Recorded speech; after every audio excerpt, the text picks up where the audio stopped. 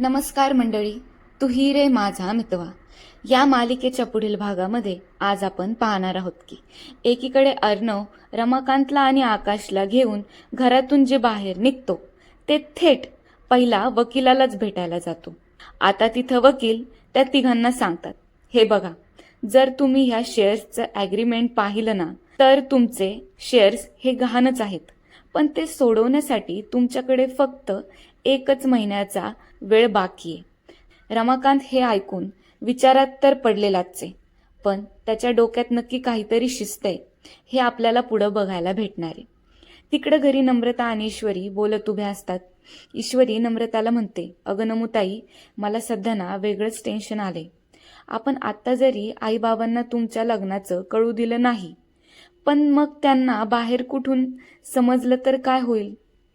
तिकडं आता रमाकांत सौदामिनीसोबत ऑफिसमध्ये बोलत उभा असतो आणि आता तो तिला म्हणतो, आमच्या इतरही खूप कंपन्या आहेत, पण तुमचं डील फक्त आणि फक्त सात्विक फॅशन्स सोबतच आहे. आता आम्ही जर आमचा सगळा टर्न ओव्हर दुसऱ्या कंपन्यांमध्ये शिफ्ट करून ही कंपनी पूर्ण खुळखुळा करून टाकली तर तुमचे सगळे पैसे पाण्यातच जातील ना. 1 महिना आहे ना आमच्याकडे, ह्याच 1 महिन्यात इकडचं जग तिकडं नाही ना करून दाखवलं तर नाव नाही लावणार मी रमाकांत. सौदामिनी आता रमाकांतच्या ॲटिट्यूडकडे बघतच उभी राहते. तुम्हाला काय वाटतंय, अर्णवच्या बाबांच्या ऑफिसला येण्याने मिसेस देशमुख नावाचं हे विघ्न टळेल?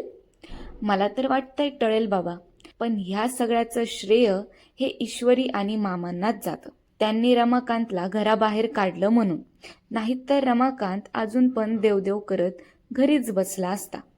पण अजूनही रमाकांत आणि अर्णवचं नातं जुळायचं बाकी. ज्या दिवशी हे मिसेस देशमुख प्रकरण संपल, अगदी त्याच दिवसापासून बापलेकाचं हे नातं नक्की जुळेल अशी मला तरी खात्री. पण तुम्हाला हे जर पाहायचं असेल तर तुम्ही चॅनलला नक्कीच सबस्क्राईब करा आणि बेल आयकॉनवर क्लिक करा. Bye bye.